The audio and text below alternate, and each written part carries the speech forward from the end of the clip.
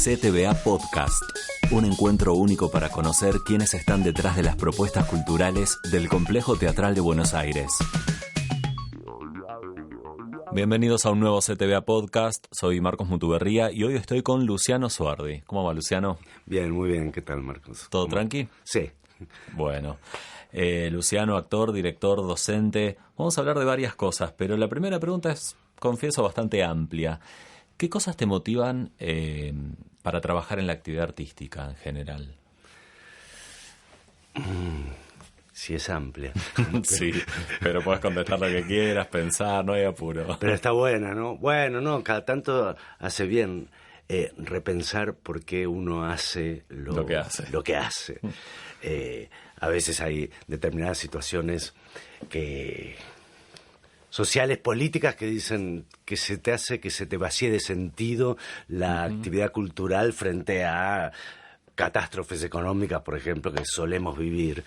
Sin embargo, el lunes me pasó, te cuento una anécdota del lunes, que estaba en la escuela de espectadores de Duati y se me acercó un espectador, un alumno de la escuela, espectador, que me había visto en el Teatro Sarmiento en An Oak Tree, una experiencia que tuve el año pasado con un director y actor inglés.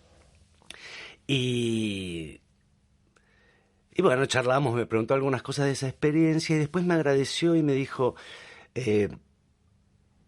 gracias porque ustedes hacen que nuestra vida sea mejor y nos hacen mejor personas. Cuando te ocurre eso...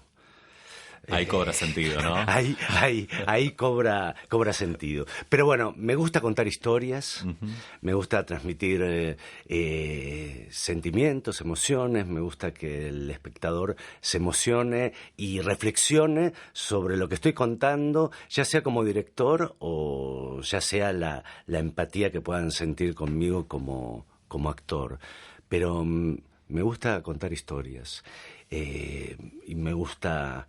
Que la gente se pueda emocionar con esas historias. Bien. Adaptaste y dirigís El Adulador de Carlo Goldoni en el Teatro Regio del CTVA, ahora con nuevo horario, lo hablábamos recién antes de grabar, sábados y domingos a las 16. Primero te quería preguntar cómo se dio este proyecto y qué te atrajo. Leí que habías tenido este texto hace unos años, ¿no? Sí. Poder, como que te había interesado. Sí, me había interesado... Bueno, yo me formé en la escuela de Alejandra Agüero. Alejandra, dentro de la formación, tenía un año dedicado a la comedia y a la comedia clásica, que podía ser Aristófanes o Shakespeare o Goldoni, como en este caso, o Beaumarchais. Y después di clases muchos años junto a ella, y después, incluso después que ella falleció, seguí unos años más en la escuela de andamio. Y bueno, en un periodo de clases de la cursada dábamos comedia. Y me llegó por medio, mi mamá me lo trajo de España, una edición de la Asociación de Directores de Españoles, directores de escena españoles, y me llegó El Adulador, y me llamó la atención la instancia política que tenía la obra. Si bien Goldoni satiriza y tiene crítica social en muchas de sus otras obras, pero me llamó la atención que fuera tan directo a lo político, ya que los protagonistas son un gobernador, su mujer, la gobernadora, y un ministro adulador, un secretario adulador. Y no conocía otra obra de Goldoni, y creo, bueno, Goldoni escribió más de 200 comedias, no me acuerdo ahora el número exacto, de las cuales conocemos muy pocas, conocemos como no sé si llegamos a una docena que estén traducidas y que conozcamos aquí. Y me pareció muy atípica en relación a las otras. Pero cómo se me vino, además, yo ya la conocía por todo esto que te cuento, y este proyecto tuvo varias patas que hicieron surgir, que surgieron del proyecto y que hicieron llegar a la elección del adulador. Por un lado, teníamos como la idea, o me convocan con la idea de que trabajaran varios de los becarios de la escuela municipal, que ellos como mejores promedios tienen un acceso a un contrato en el Teatro San Martín. Eso por un lado, o sea que tenía que pensar roles para este grupo de becarios. Me cuentan desde la dirección que querían que este año el eje de la programación fuera muy político. Claro. Me cuentan que la programación internacional, el país elegido este año va a ser Italia. Uh-huh. Y sabiendo que íbamos al Regio, querían una comedia. Y ahí entre Italia, claro, comedia y... recordé, y lo que estaba ocurriendo en el país, recordé y la volví a leer, la releí, y me llamó poderosamente la atención la vigencia y la actualidad. Sí, eso texto. Iba, porque claro, digo, al ver la obra uno se da cuenta, hay muchos condimentos del siglo XVIII, pero ese costado político uno también lo ve bastante actual, ¿no? En el papel del adulador como ministro o como asesor, o podría pensar diferentes figuras políticas actuales. Exactamente, ¿no? Absolutamente corrupto y con un gobernador que no tiene ganas de trabajar, que prefiere descansar y que prioriza su bienestar antes que el bien público. Y además hay determinadas, dentro del contexto de esta gobernación, hay prisiones preventivas, uh-huh, hay causas armadas, hay coimas que pagan los empresarios para obtener determinados beneficios. Bueno, todo esto de 1750. O sea, yo no agregué absolutamente nada. Te podría decir que en la adaptación le doy algún empujoncito a determinadas cosas, uh-huh, como por ejemplo, cuando el secretario, el adulador, lo convence de poner preso al marido de quien él está enamorado. El gobernador le dice, pero ¿cómo lo vamos a poner preso sin procesarlo? Y el otro contesta, bueno, no, hay que asegurarse de la persona. Y yo simplemente ahí el empujoncito le agrego un adverbio, hay que asegurarse preventivamente de la persona, claro, para que nos suene un poquito más. O después hablando, el aduanero cuando dice que no, este señor que está preso no tiene ninguna culpa, expresa que todo fue una trama encubierta. Y yo ahí reemplazo por causa armada. Pero digamos, son empujoncitos, pero la idea básica estaba en Goldoni. Yo las situaciones de Goldoni no agregué absolutamente ninguna. Sí. Y al ver la obra a mí me generaba esta inquietud, ¿no? Después uno va al texto y bueno, lo puede encontrar, pero la verdad que es súper actual. ¿Y cómo fue el trabajo de dirección con estos actores? Mencionamos a Alejandro Aguada como el adulador, a Guillermo Arengo, que hace un papel increíble, como esto, ¿no? De un gobernador que no tiene ganas de trabajar. Un vago, que también, holgazán. Tiene ahí una disputa en el propio matrimonio con su hija. Además, bueno, están todos muy bien, pero más allá de ellos tres, son un montón. ¿Cómo fue el trabajo de dirección? Mira, por un lado... ¿por qué los elegí? Ya marca después cómo iba a ser, cómo fue el trabajo. Alejandro me parecía que tenía, yo ya lo conozco como actor varias veces, lo dirigí, me parece un gran talento, y me parece que tenía que iba a poder desarrollar el costado encantador y simpático que necesitaba para una de las caras de este personaje, y el revés oscuro y sórdido, pensé que iba a poder entender muy bien esta doble cara. Guillermo sabía que iba a entender el humor, iba a entender con humor, y que iba a disfrutar de este gobernador sibarita y holgazán. Y sabía que Noralí le podía dar una... Siempre cuando leí... dije, bueno, ¿quién va a ser la actriz que tenga una potencia que cada vez que entre en escena sea como un huracán, y que quiere llevarse a todos y a todo por delante, y que desea todo y quiere todo, es una ambiciosa que quiere y envidiosa que quiere todo. Y dije, Noralí va a tener esa potencia arrasadora para lograrlo.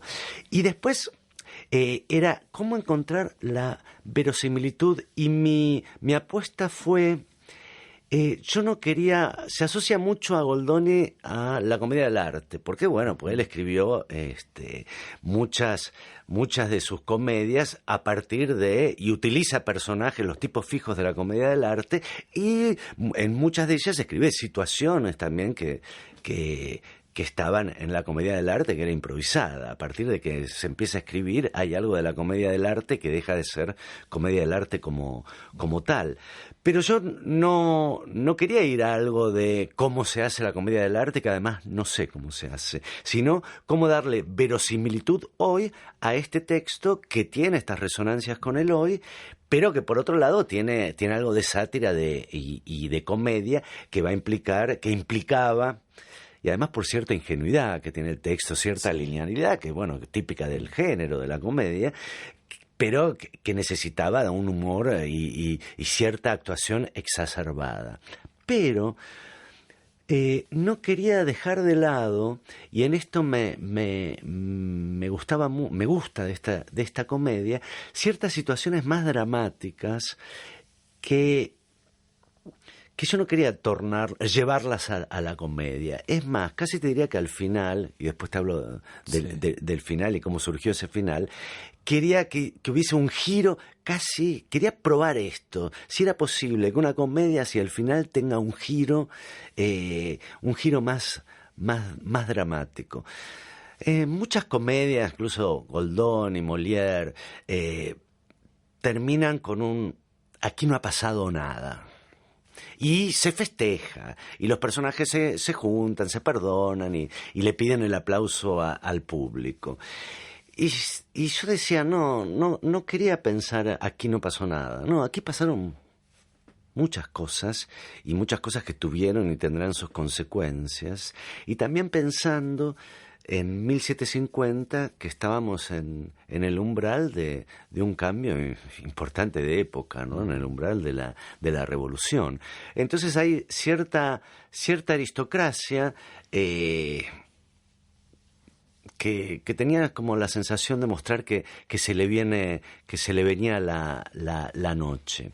E incluso, por ejemplo, en el personaje de la mujer casada, doña Elvira, que lo hace Fabiana Falcón, en el personaje de la mujer casada, que el adulador está enamorado de ella. No sé si enamorado, está apasionado, no creo que se pueda hablar de un amor verdadero en ese tipo de personajes, que la quiere para él, y por el cual arma todo para que su marido esté preso y así tener vía libre con ella, pero realmente ahí él se convierte en un acosador, y ella es una mujer honrada, honesta, que no va a caer en sus juegos. Y cuando la llamé a Fabiana y le mandé el texto, me dijo, lo leyó y me hizo una devolución y me dijo, pero no le encuentro el humor. Pensando, bueno, es una comedia, no le encuentro el humor a este personaje. Y le dije, no lo tiene, y vamos a trabajar, no vamos a hacer esfuerzo en encontrar donde no lo tenga. Quiero que esa situación es un acosador y una mujer defendiéndose de un acosador. Entonces dije, bueno, ¿es posible esta convivencia de géneros?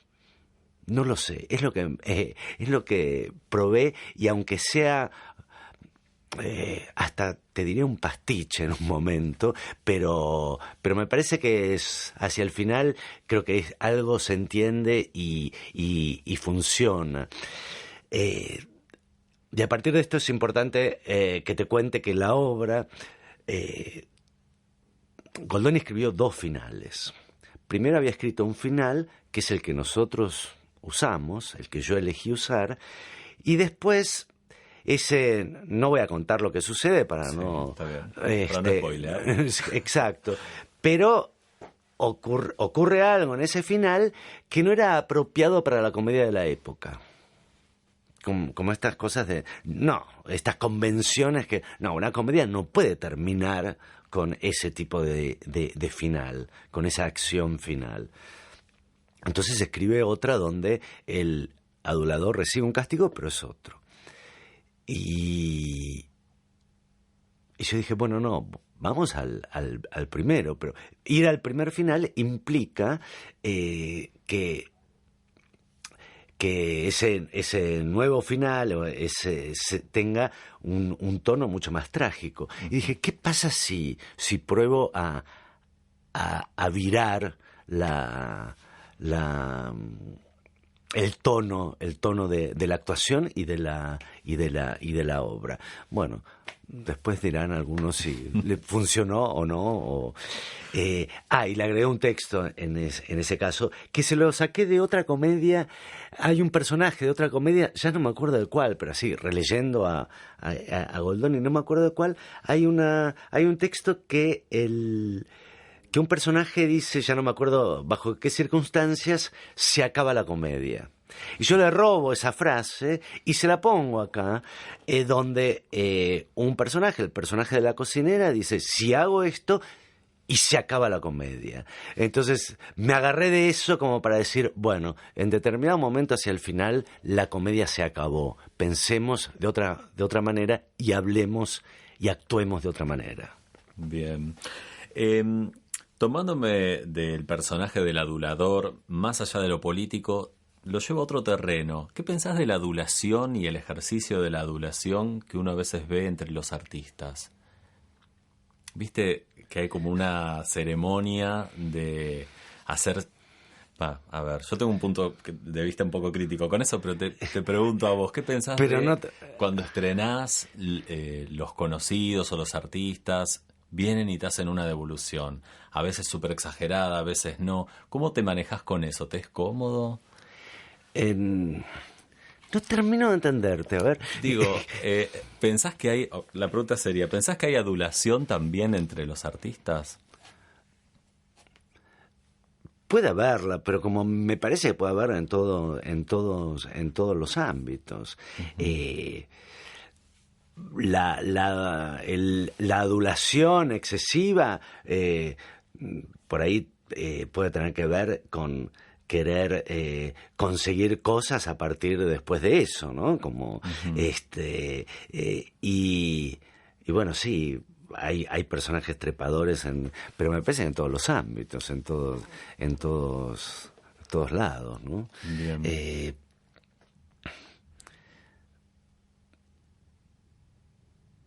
No sé, me quedé pensando.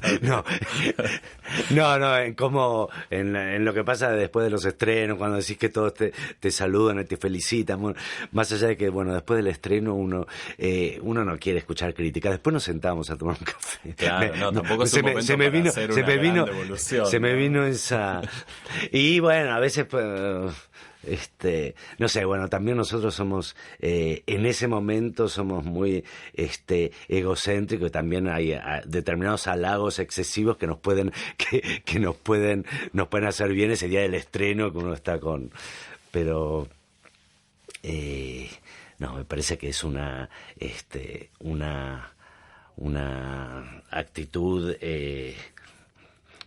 no sé, me sale negativa, no sé si me gusta hablar de lo positivo o lo negativo, ¿no? Pero no es deshonesto. Yo puedo la adulación la puedo, en determinados casos la puedo pegar a la deshonestidad.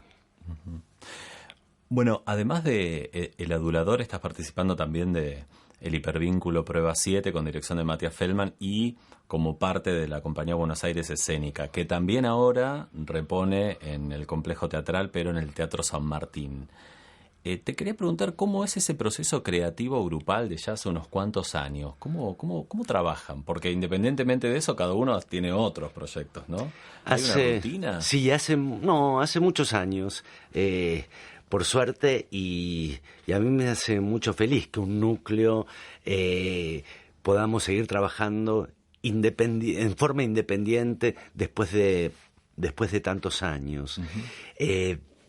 Haciendo un poco de historia, convocó a un grupo para una obra en su espacio, en Defensores de Bravar, Matías, una obra de él que se llamaba Reflejos.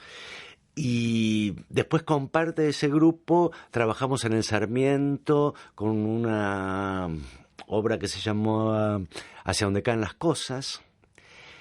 Y aparte de ese grupo, tiempo después, Matías nos convoca como para conformar la compañía y que la compañía iba a empezar con este proyecto Pruebas, que él ya imaginaba que sean 10, 11, 12 o no sabemos cuántas. Y empezamos de una manera absolutamente independiente, y cuando trabajamos de forma independiente, siempre sabiendo que, y siempre en horarios que sabemos que cada uno después tiene que tomar en el teatro oficial o comercial o con sus clases o sí, con publicidades que nos tenemos que mantener. Incluso las primeras funciones de la compañía las hacíamos días de semana a las 3 de la tarde, donde sabíamos que cualquier trabajo que nos saliera, los actores, ninguno iba a interferir en nuestros horarios de funciones. Pero la compañía fue creciendo, nuestro trabajo se fue desarrollando cada vez más, y tuvimos la invitación de Vivi Tellas para el Sarmiento de hacer la retrospectiva, que era prueba 1, 2, 3, 4, uh-huh. Que fue una fiesta cuando, por ejemplo, era de jueves a domingo, pero por ejemplo los domingos se hacían las 4 pruebas juntas y era un día que era como una fiesta hacer las 4 pruebas. Y después de eso se produjo el San Martín produjo la prueba 5, que yo no estuve porque yo ya tenía otro compromiso. Uh-huh. Tenemos esa libertad también, claro, con Matías, de entrar y salir. Yo ya tenía otro compromiso, no pude las 5 y ahora sí estoy en las 7. Y las 6 está ensayada, somos 4 nada más, actores y actrices, está ensayada y no sabemos qué va a pasar. Estamos en un stand-by que a lo mejor se estrena o a lo mejor no se estrena nunca, y es parte de la prueba. Ahora bien, rima? ¿Cómo? Sí, la 6 es la rima. Okay. Está ensayada y en un momento dejamos de ensayar porque nos descubrimos en un momento de un año que estábamos muy cansados y que estábamos todos con muchas cosas, con otras cosas, y que pero bueno, podíamos parar y retomarla, porque lo que tiene la forma independiente que no tenés, y eso también es buenísimo porque te permite seguir investigando, claro, que es no tener fecha de estreno o no tener compromiso con el estreno. En cuanto a la forma de trabajo, dependió la forma creativa o artística del trabajo, dependió de cada prueba. Hubo pruebas como la 2 que Matías escribió, tenía unas escenas sueltas, y sobre esas escenas sueltas trabajamos y se fue conformando, me sale el espectáculo, pero no, se fue conformando la prueba, la obra, no, porque no sabemos cómo llamarlo más que pruebas. Pero por ejemplo en la 3, que estuvimos hace poco reponiéndola y vamos a volver a reponerla el año que viene, que son las convenciones, Matías llegó con la obra escrita con puntos y comas y se montó con puntos y comas, como él la había escrito, y empezamos a ensayarla, y de alguna manera lo mismo con el hipervínculo que reestrenamos ahora, ¿no? Bien. Te pregunto sobre el teatro público, porque así como recién decías, ¿no? Trabajar en el independiente te da cierto manejo de los tiempos, inclusive. El teatro público, en ese sentido, es con una lógica distinta porque hay que cumplir plazos, pero también hay como un sentido diferente de lo público, ¿no? O sea, en ese camino te pregunto, ¿qué pensás del teatro público en general y qué debería aportar a la sociedad una sala pública? Y claramente lo primero que se me viene hacia la cabeza es, hay determinadas experiencias que no podrían hacerse ni desde lo independiente ni desde un productor privado.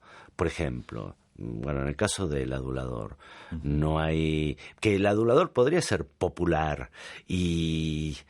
ya no en este tiempo, pero en otros tiempos hasta podría, una comedia clásica podría haber estado en el teatro privado.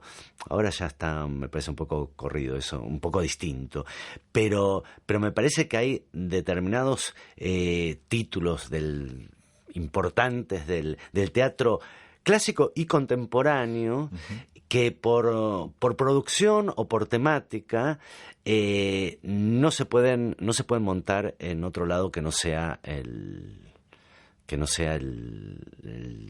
teatro oficial, porque nadie va a montar una obra con cambios de escenografía y 16 salvo un musical por ahí, pero en general el teatro de texto hoy no encontrás a nadie que pueda montar algo así, y me parece que el teatro oficial tiene que cumplir con esas puestas, e incluso también con cosas más experimentales donde es importante que el teatro no esté pensando solamente en la taquilla.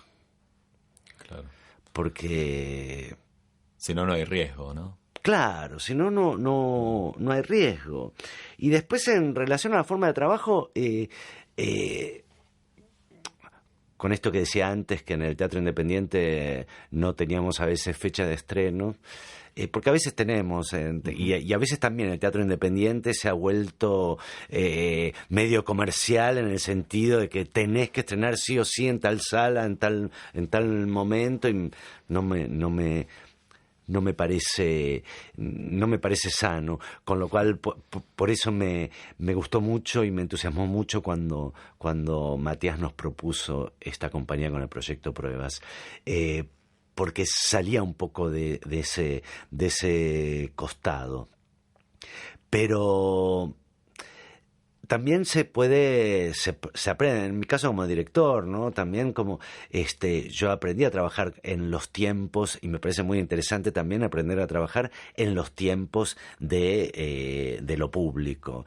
Cuando me llamaron por primera vez, cuando Kio Stein me llamó por primera vez a dirigir en el Regio, donde ahora está el adulador, sí, a trabajar con Elena Tassisto, la gran Elena Tassisto, en Los Derechos de la Salud. Y claro, a mí me parecía imposible tener que presentar el proyecto escenográfico y tener que presentarlo 5 o 6 meses antes de empezar los ensayos. A mí me parecía imposible. ¿Por qué? Porque en las experiencias que yo había tenido previamente en el teatro independiente, yo iba armando el espacio a medida que iba ensayando con los actores. Y a mí me parecía como imposible. Digo, ¿cómo voy a...? Si no empecé a ensayar, y a veces decís, todavía no tengo el elenco completo. O sea, claro, que todavía no tengo las caras de los actores, y tengo que presentar el proyecto de vestuario y el proyecto escenográfico. Y sin embargo se aprende y salen cosas muy buenas, y también me da mucho placer pensar puedo aprender y a tener placer y a ser efectivo en pensar ese espacio y en pensar la puesta con esa anterioridad. Luciano, muchas gracias por esta charla. No, por favor, gracias a vos. Si te gustó este podcast, compartilo en tus redes sociales. Quizás a alguien más le pueda interesar. Búscanos en www.complejoteatral.gov.ar o en las redes sociales del Complejo Teatral de Buenos Aires. Si nos estás escuchando en Spotify, cliquea la opción seguir para no perderte ningún capítulo. Si nos estás escuchando en iVoox, dale un me gusta y deja tu comentario. Sugerinos lo que quieras en nuestra casilla de correo podcast@complejoteatral.gov.ar.